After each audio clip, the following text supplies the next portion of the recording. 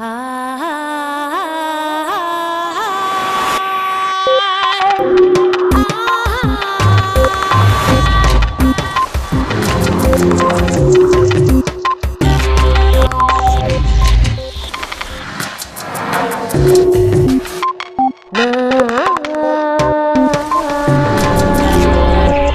esperanza de vida aumenta 2 años y medio por década, lo que equivale a 6 horas al día. James Boppel.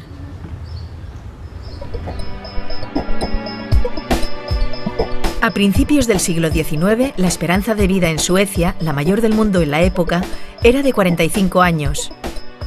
Pero a partir de entonces, la mortalidad infantil comenzó a disminuir y el promedio de vida en el mundo inició su despegue. En la segunda mitad del siglo XX, esa tendencia se vio reforzada al reducirse cada vez más la mortalidad de los ancianos hasta el punto que la mayoría de los niños nacidos en la actualidad en los países desarrollados llegarán a cumplir 100 años. Eduard Punset ha viajado a Alemania para hablar con James Boppel, director del Instituto Max Planck de Investigación Demográfica, y así conocer los cambios profundos que esta nueva realidad implicará para la sociedad. Según Boppel, en el futuro nos jubilaremos más tarde, pero trabajaremos menos horas a la semana.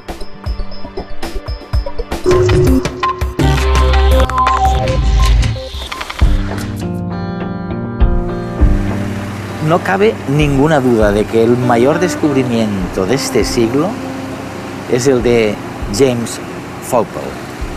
Es el mejor demógrafo y matemático de Alemania.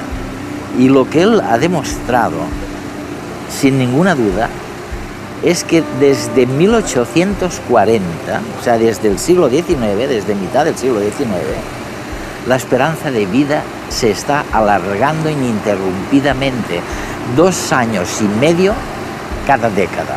Esto hace ya decir a mucha gente, no solo a demógrafos y a matemáticos, que realmente, si el siglo pasado fue el siglo de la distribución de la riqueza, el siglo que viene, o el siglo en el que estamos, va a ser el siglo de la distribución del trabajo, del entretenimiento, del estudio. No tiene ninguna explicación normal que uno dedique la mejor parte de su vida a trabajar hasta 8 horas cada día para criar a los hijos que hay que enviar a Inglaterra o a Alemania a estudiar inglés o alemán, y luego quedarse 40 años redundantes en términos biológicos sin saber qué hacer. Vamos hacia una situación en que vamos a reconstituir, vamos a redistribuir el trabajo, el entretenimiento y el descanso.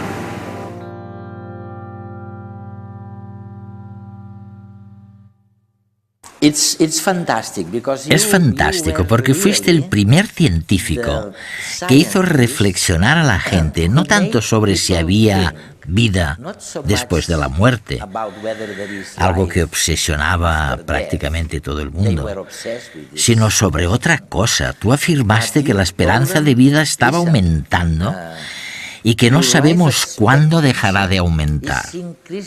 Lo que sí sabemos es que cada década, cada 10 años, se añaden 2 años y medio a esta esperanza de vida.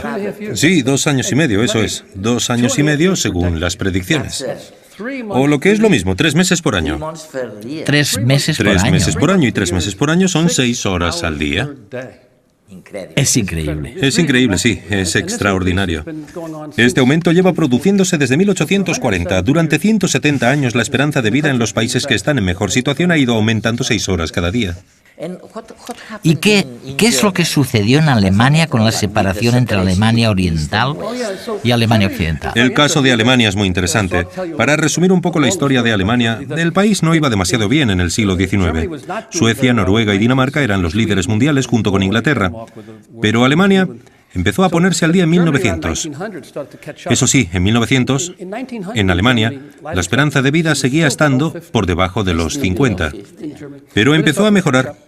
Luego se desató la Primera Guerra Mundial y la epidemia de la gripe española. La esperanza de vida se desmoronó. Inmediatamente después empezó a subir de nuevo, hasta que estalló la Segunda Guerra Mundial y la esperanza de vida cayó de nuevo. En 1950 empezó a remontar otra vez. Desde 1950 la esperanza de vida en Alemania ha ido aumentando al mismo ritmo que en Japón, España o Francia. Es decir, los países en los que la esperanza de vida es mejor, con la salvedad de Alemania Oriental. La esperanza de vida en la Alemania del Este, en la parte comunista de Alemania, se estancó, lo que abrió una brecha entre la esperanza de vida de Alemania Oriental y Alemania Occidental.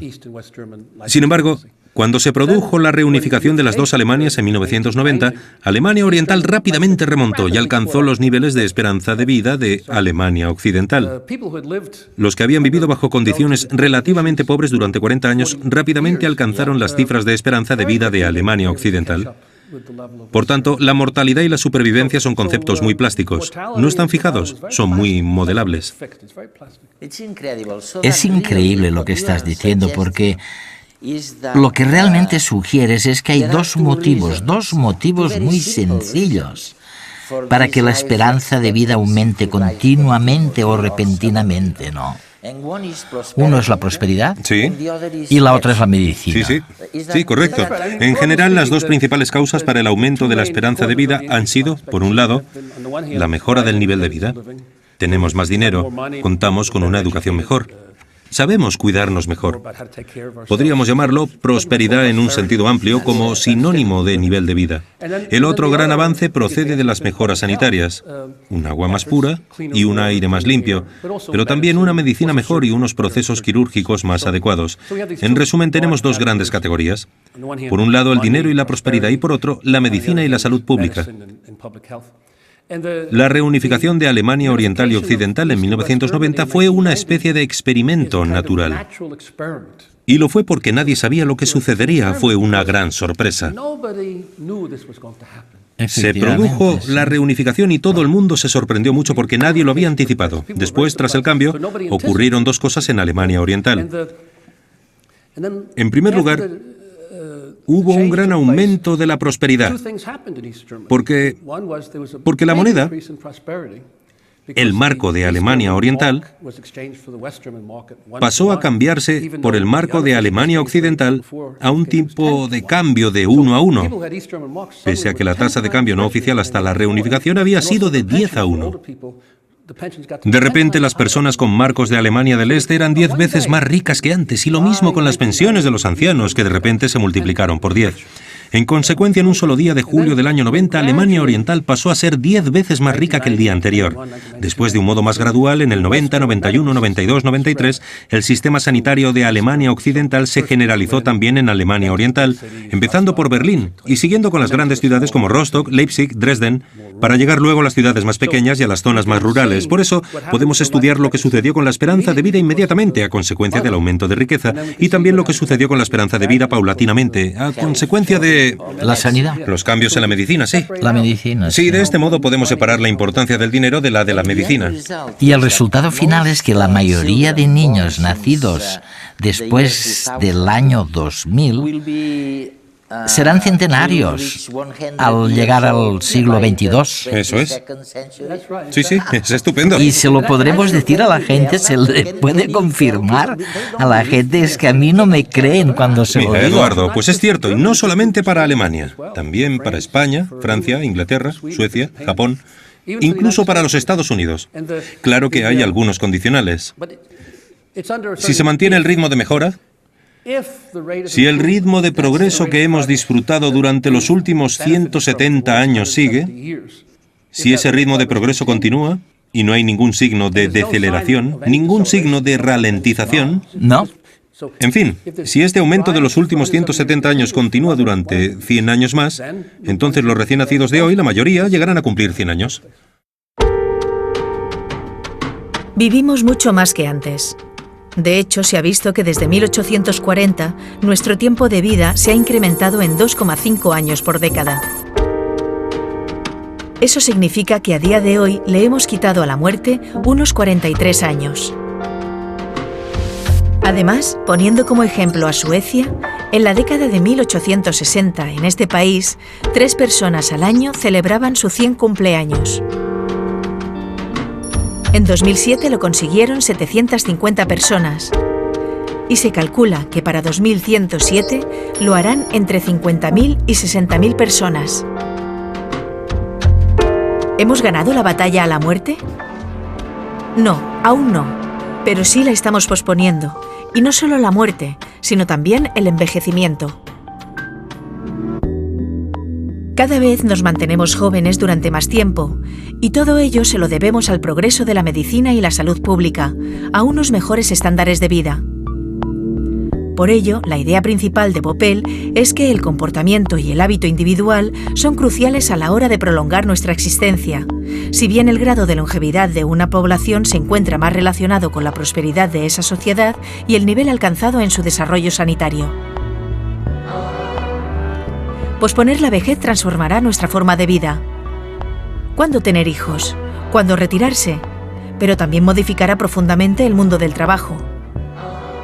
Según Boppel, la política que se propone actualmente tiende a incrementar el empleo entre las personas de 60 o más años. Pero quizás una alternativa sea, como este científico propone, compensar la prolongación de la vida laboral con un descuento en las horas de trabajo semanales a lo largo de toda la vida del individuo. Según sus estudios, llevar a cabo esto no variaría la producción total de un país. Para este investigador, si el siglo XX fue el siglo de la redistribución de la riqueza, el XXI lo será de la redistribución del trabajo.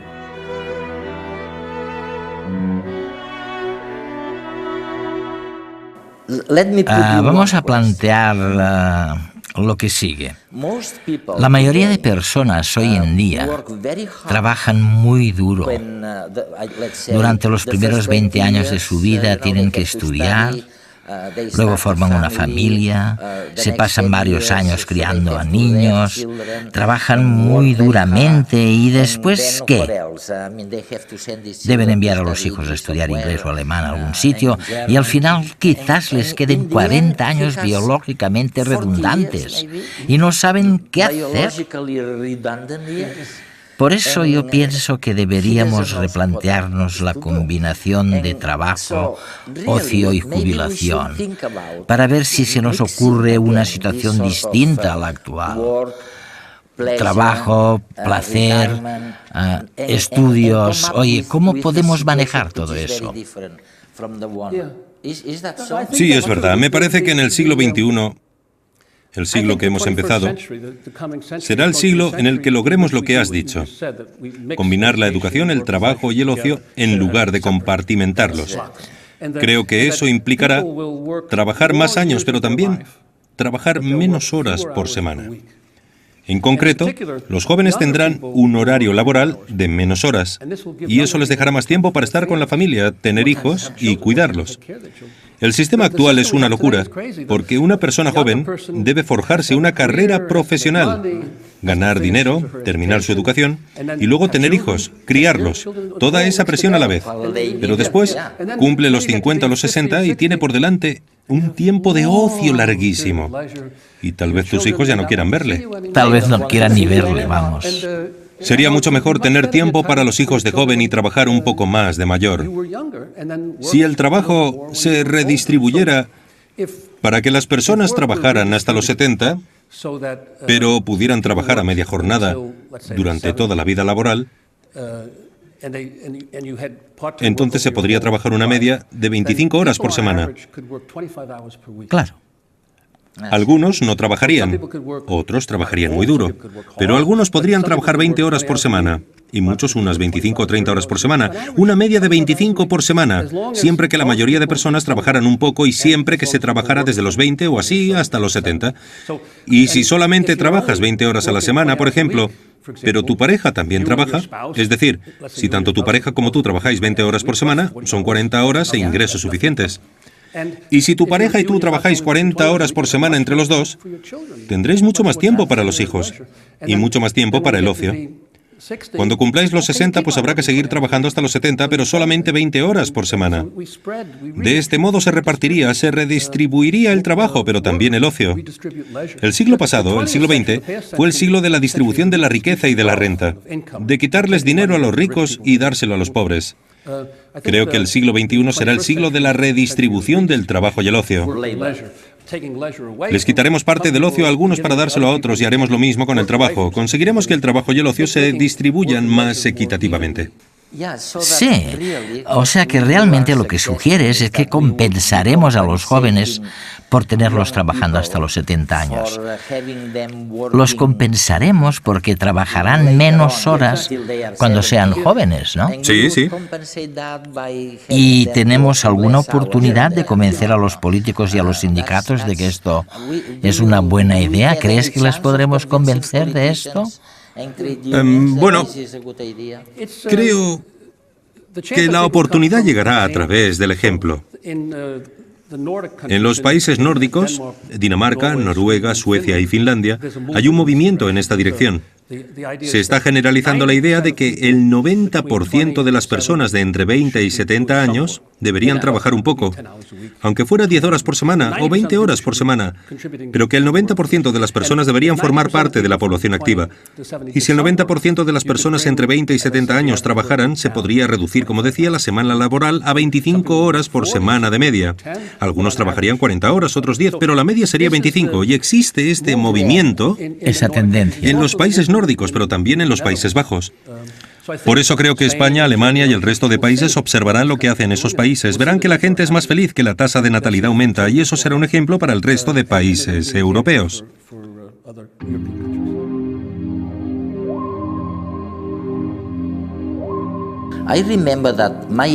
Recuerdo que mis editores, también escribo libros y soy escritor, me dijeron una vez que en un país determinado, que prefiero no decir, el editor que estaba revisando mi libro en su idioma había dicho después de leerlo: «Hombre, el libro me gusta, pero no voy a publicarlo». Mi editor le preguntó: ¿y por qué? Y él respondió: porque el autor, en este caso se refería a mí, claro, cree que la esperanza de vida va a aumentar más o menos para siempre. El editor extranjero, en cambio, pensaba que todo se debía solamente a la baja tasa de mortalidad infantil, que es verdad que está disminuyendo. Pero lo que ocurre es que la gente de 70 y 80 años no se muere. Mira, es cierto que cuando empezó la revolución de la esperanza de vida, a principios del siglo XIX, en 1800 o en 1840, el progreso que se logró en la esperanza de vida se basaba principalmente en evitar las muertes de niños, adultos jóvenes y bebés. De hecho, para empezar, bajar la mortalidad de niños y jóvenes fue lo más importante. Luego se redujo también la mortalidad infantil durante el siglo XIX. Así pues, es cierto que durante el transcurso del siglo XIX la esperanza de vida aumentó porque se evitó que murieran los jóvenes. Y no se avanzó demasiado con la gente mayor. La tendencia continuó con el cambio de siglo, y durante la primera mitad del siglo XX, lo que más alargaba la esperanza de vida era evitar la muerte de jóvenes que antes fallecían de tuberculosis, neumonía y enfermedades similares. No obstante, alrededor de 1950 hubo un cambio. Entonces empezó también a reducir la mortalidad de los ancianos. Desde 1950, la esperanza de vida ha aumentado principalmente por esa reducción de mortalidad en ancianos. Perdona que te interrumpa, pero dices que se debe a que alargamos la vida de las personas mayores, no a la mortalidad infantil. La mortalidad infantil es muy baja en la actualidad. Sigue reduciéndose, pero ya es muy baja. La mayoría de muertes ocurren entre los ancianos. Y puesto que esto es así, la principal mejora en la esperanza de vida se consigue alargando la vida de las personas mayores. Ahora mismo en España, Alemania y muchos otros países, la mayoría de personas mueren pasados los 75 o los 80. Es entonces cuando se producen la mayoría de muertes. Por eso, disminuir la tasa de mortalidad tras los 75 o los 80 es la principal causa del aumento de la esperanza de vida en este momento.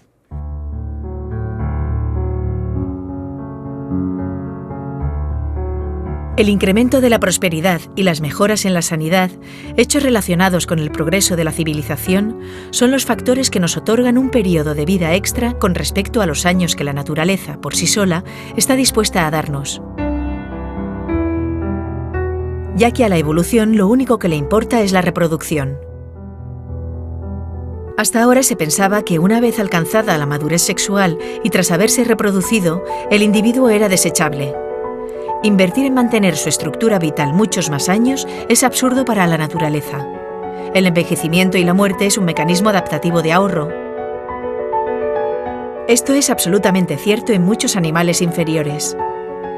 Pero la selección natural ha favorecido los genes que prolongan la vida tras la reproducción en aquellas especies que, como nosotros, han de cuidar a sus crías durante un período prolongado para asegurar su supervivencia. A este fenómeno los investigadores lo llaman efecto abuela. Y aunque es verdad que en la sociedad moderna del primer mundo el papel de los abuelos ha cambiado, la evolución no es el fruto de los últimos años, sino de los miles de años anteriores de historia. Hay que pensar que mantener un organismo con vida es algo muy costoso, y la naturaleza tiene en cuenta esto para saber dónde invertir o retirar los recursos. Esta teoría da respuesta a fenómenos no explicables hasta ahora, como es la alta mortalidad en los primeros años de vida. Los bebés que sobreviven son los más fuertes, los dotados con mejores genes. Junto con los que mueren, también desaparecen los genes que causan su fragilidad, evitando que estos genes prevalezcan en la población y se perpetúen con la reproducción del individuo. También explica por qué las hembras viven más tiempo después de la menopausia, ya que todavía tienen una importante función que cumplir en la supervivencia de los nietos al contribuir a su cuidado. Fertilidad, mortalidad y cuidado parental están interconectados, aunque para Bopel existe otro factor no genético en el hombre que hay que tener en consideración: lo mucho que la ciencia y la técnica han modificado nuestra esperanza de vida.